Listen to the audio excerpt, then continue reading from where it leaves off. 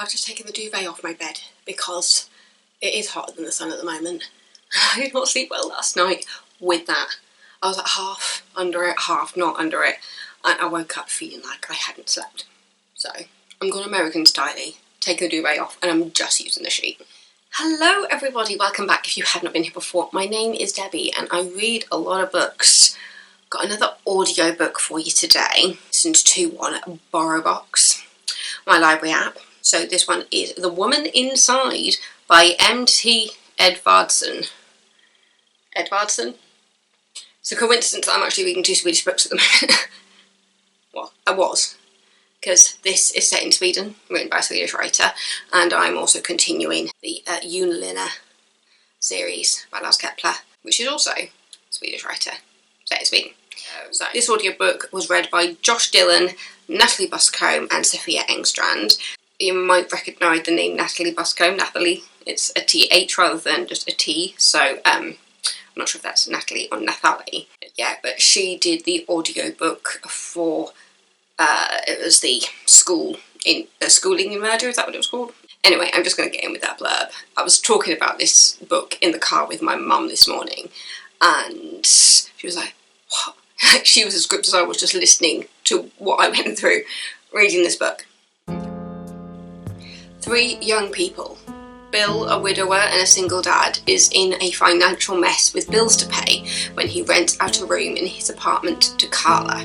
Carla left home to study law and to earn some money begins working as a cleaner at the palatial home of Stephen and Regina Ritter, but inside their house it is clear that something is wrong with the doctor and his wife, who never leaves her bedroom.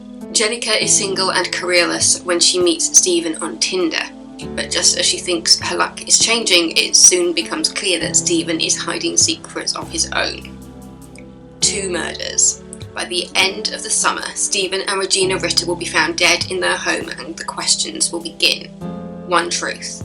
Ordinary people will do things they never thought possible when faced with extraordinary circumstances. And the truth is that the woman inside may hold the key to it all. I do find it quite impressive that the first quote at the top of the blurb is actually from Lars Kepler, the couple that are writing the other Swedish books that I'm reading at the moment. And that quote is, "The darkness dwells, the desperation grows between the characters and the walls close in until you're caught in the trap." Just the word caught in the trap, it just sums up to how I felt reading this book. So yeah, you've got Bill, Carla and Jenica, and you're seeing the story through those points of view. So, Josh Dillon voices Bill, Natalie Buscombe is Jenica, and Sophia Engstrand is Carla. It threw me off because Sophia Engstrand is actually Swedish. I think she's Swedish and trained in the UK, and because it's been read by Brits for a British audience, Carla has a slightly northern accent, which threw me off. It was just like, wait, which one did do a schooling in murder? It threw me off trying to figure that out. I have just realised how extreme this tan looks on here, with my pink top on as well. To be honest, I got a little bit burnt. Wear your sunscreen, kids. It was a very cloudy, overcast day when I went to the cricket, and so I just didn't realise just how hot it was getting, and I didn't feel hot, so I wasn't aware of it. And yeah, so I ended up with this like builder's tan of where my top was. And then also, I burnt my arm getting something out of the oven last night. I did put aloe vera on it straight away, because my parents have an aloe vera plant in their kitchen, so I put that on. And then I've been also putting after sun on it as well, because that has aloe vera in it. And yeah, it's left me with this lovely line. Anyway, back to The Woman Inside. This was gripping.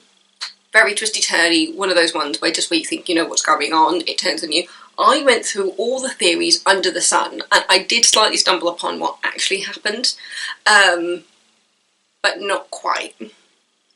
Like, I stumbled upon an element of what happened, but I didn't have the full story of what actually happened on the day that Stephen and Regina died. So Bill, you see him as a widower and a single dad, and to be honest, of all of them, I really hated him. Because there's moments in the book where you almost sympathise with him, but he just makes stupid decision after stupid decision. So it says he's in a financial mess with bills to pay when he rents out the room to Carla. There's a point, because Carla is working as a cleaner at Stephen and Regina's house. They are so rich all this, and she finds this wardrobe, I think it is, that's got jewellery in it. And she thinks, oh, they'll never miss one ring. So she steals a ring from the Ritter's house and takes it to Bill. And she says it's her grandmother's ring. She doesn't say where she got it from, but she takes it to Bill and says, you can sell this.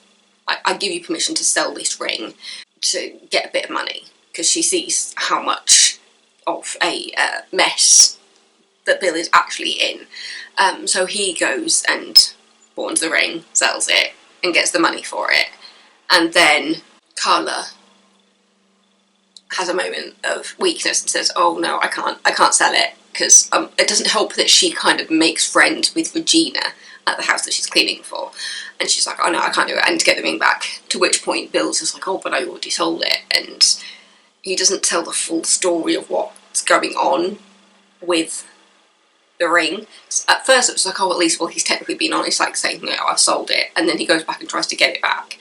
But the process of that never actually happens. And Bill is basically just making one unadvised financial decision after another, to the point of, like, when he gets the money, gambling, and he's just there thinking, well, if I have to give the money back to get the ring back, and he wants the money, and so he just makes very stupid decisions. And even with some of the sympathies there, I did not think he was a good person. To be fair, all of them do something questionable. I feel like I sympathise with Carla the most, because she's the only one who really has her moments of just thinking, this is not where I expected to end up. Like, she is studying law, she wants to become a judge, she doesn't want to be a lawyer, she wants to be a judge. And she grew up with a mother who was an addict, and so she's the one that I sympathise with the most. Jenica, yeah, so she's single and careerless when she meets Stephen, as you can probably tell. Stephen, who is married to Regina. And it's interesting seeing the connections between the characters, because Jenica and Bill know each other because their partners cheated on them with each other. So it was Jenica's boyfriend cheated on Jenica with Bill's now dead wife a few years ago. So they know of each other. So, and then obviously Bill knows Carla, but Jenica and Carla don't know each other, which was why, as I was reading through it, listening to it, I was trying to figure out how it was all going to come together, and if there was going to come a point when Carla and Jenica would meet, which there were a couple of, like, near misses of, like, Carla seeing Jenica outside the house, because as far as Jenica is concerned, Stephen's wife is dead. That's what he's told her, even though she's not. And the house which Carla is cleaning, which is actually Stephen and Regina's home, Stephen has told Jenica that the house has been rented out and that he's getting ready to kick them out so that he can make the money. So you know that Stephen is a bad in here. But then Carla also sees Regina getting weaker and weaker, and there's a point in the book where she realises that she can't find Regina's drugs anywhere, and Regina is just there going, look, I need my medication, like, I'm feeling awful and crappy. And so Carla looks around trying to find something that looks like it could be Regina's medication, and she finds things that her mother has taken as an addict. Like, Carla knows what these medications are. She's just like, this can't be right. This can't be right. But she shows it to Regina anyway and says, is this the medication you're taking? And Regina goes, yes, and we'll sit down. And Carla becomes convinced that Stephen is drugging Regina, because the story that you're told, because it's slightly open-ended, because you don't really know what happened the day that Stephen and Regina died. You know some of it, but it is slightly open-ended at the end of the book. But you know that Carla believes Stephen was drugging Regina. It started off with Regina having some sort of virus which took her out, and then Stephen, as a doctor, started prescribing things for Regina. And yet Carla just thinks that Stephen is making Regina sicker and sicker with the drugs that he has prescribed her. And so she's getting very much in on trying to figure out what's the power dynamic there, and figuring out if Regina is a victim of abuse from her husband, and also medical abuse there with the stuff that she's been put on, which would make her tired, lethargic, and just generally feeling even sicker. But you know that Stephen is a bad one because he's lying to Jenica.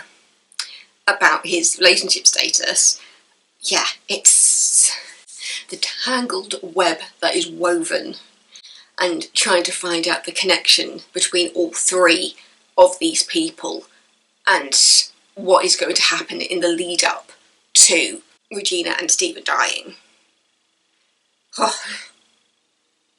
It's kind of like a mix of things in regards to like the ring being stolen, and there's a bit of blackmail that happens, but then you're also, it's just, oh, this was so good. If you like your tangled web mysteries, murder mysteries, things that are just twist after twist after twist, this will be right up your alley. I was hooked. I don't often listen to books in the car.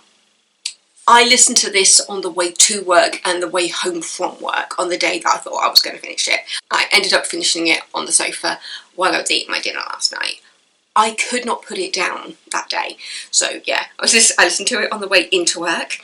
I listened to it on my walk at work. I'm now back to 2.5 miles on my walks. I've nearly got full function on my knee back. I just can't quite. I can kneel, but it's painful. But yes, I'm doing 2.5 miles at work. I'm feeling so good in myself. Listening to the audiobook for that 2.5 miles means obviously I'm listening to more of the books now, because before I was walking until my knee hurt and then going to eat, and now I'm bringing my lunch back. And now I'm bringing my lunch to work so that I can walk longer. And yeah, I'm feeling really good in myself, which I'm very, very happy about. But yeah, it just meant that I had the drive to work, the full 2.5 miles to listen to it, as well as listening to it on the way home, because it's 12 minutes for me to drive to work, or home from work on a good day, and then listening to it while I was getting ready when I got home. I say getting ready, like swapping my uniform for my pyjamas and getting ready to eat dinner.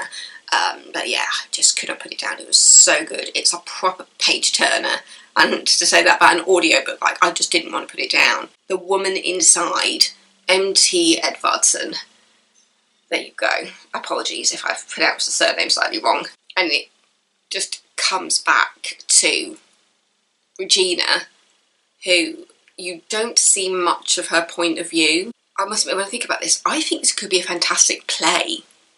Normally I'm thinking of like movies, miniseries. I could see this on stage.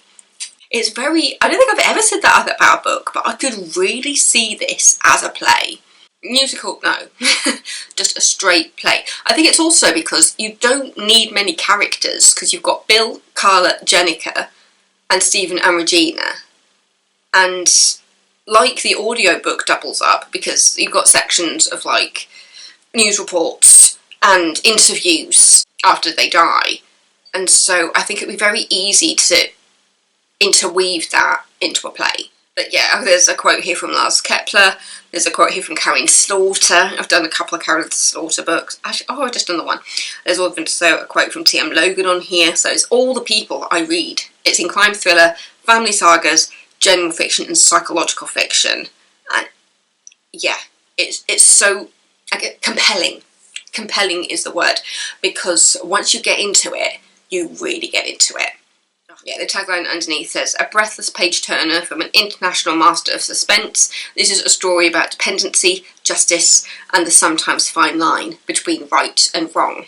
So yeah, looking at the grey and the black and white, which is what Carla looks at a lot, especially because she's studying law and she wants to be a judge. And yeah, of the three of them, it was Bill that I hated the most. Carla came out of her own circumstances of being born to a mother who was a drug addict, so she has that life influence, and so yeah, she's just, even when she's going, I'm not a thief, even though she's stolen the ring, but she's doing all she can to kind of correct the wrong that she did. And Jenica is a victim of Stephen because he lies to her, but then she also has her moment of realising, why do all the men in my life cheat? Because even her father cheated on her mother. Jenica is not innocent in all of this either. Yeah, it's so good. Just read it. It's so good. The woman inside, M T Edvardsson. There you go. So, yeah. It's become a bit more overcast now, but it's still really hot. I don't have anything in the diary today, which is nice, and nothing in the diary tomorrow either. And then we are going to Bin Corner next Sunday. Yeah, we've got a group. We're going to take a posh picnic from Marks and Spencer's so we do that, a bit of fizz, and then head into Bin Corner. It's going to be so much fun. Hello everybody. So I realised while editing this video that the end got cut off somehow, and I don't know where that footage has gone. So I'm going to wrap it up from here. So this is Deb's a bit more into the future, because when I was filming this I hadn't even got the carpet. At this point I have been in here for over a month. So yeah, I still remember how I felt reading this book, and it was so good. So yeah, definitely recommend it. I'm going to wrap this up for you. Thank you so much for watching. Don't forget to subscribe, and I will see you next time with another video. Thank you so much for sticking around. Bye!